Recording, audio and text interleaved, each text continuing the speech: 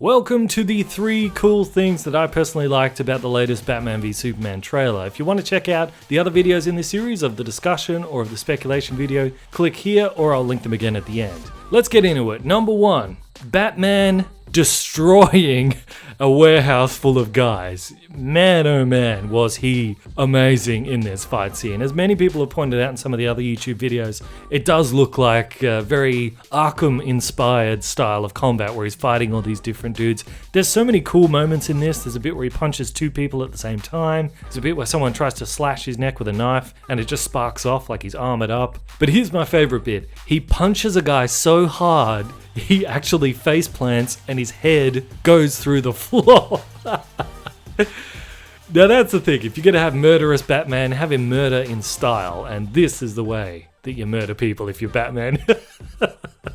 Crush their skull into the floor. It does make me think though, because he's also like throwing people around.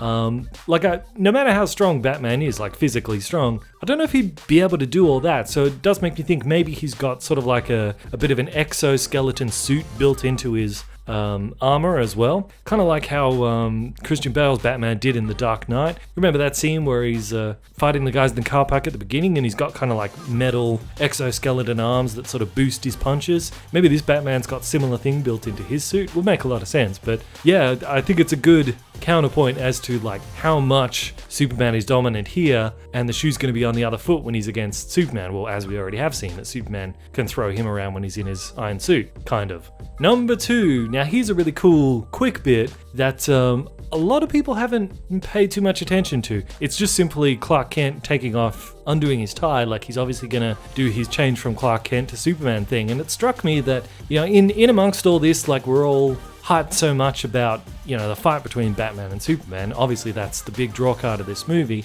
but we're also kind of like, as a Superman fan, because you guys know I'm a Superman fan first and a Batman fan second, it finally occurred to me, I was like, we're actually going to get to see a 21st century version of the Clark Kent Superman double life thing in this. Like, I'm going to have like a nerdgasm when he does the bit where he pulls his shirt and you see the S under his shirt. Like, surely they're going to have a shot like that. I mean, obviously it won't be with the cheesy 70s sort of way that they do it. So I'm going to be really interested to see how they portray that and how they show him like changing clothes in a modern day perspective. That's really got me excited. Number 3, Wonder Woman. Now there's been a bit of speculation about whether she's flying or whether she's jumping in the scenes that you see here. Now, Gal Gadot actually has come out and said that she doesn't fly, she does jump in this scene. So, I mean, she's super jumping. She's like traveling a long way because she's super speed.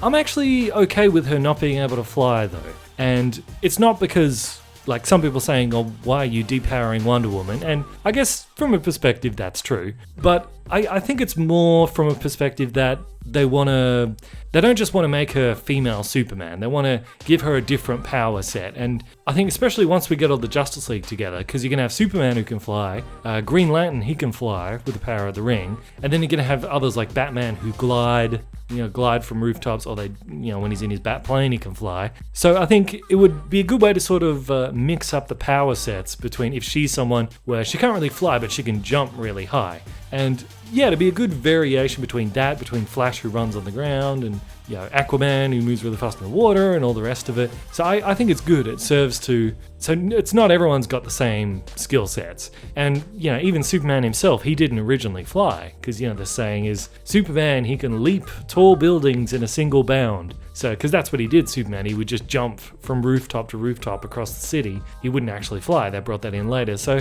yeah, I like that we've got Wonder Woman who's jumping rather than flying. Well guys, if you want to check out my speculation video, you can click right here. Or if you haven't seen my discussion video, where it's sort of a review of the trailer itself overall, you can click right here.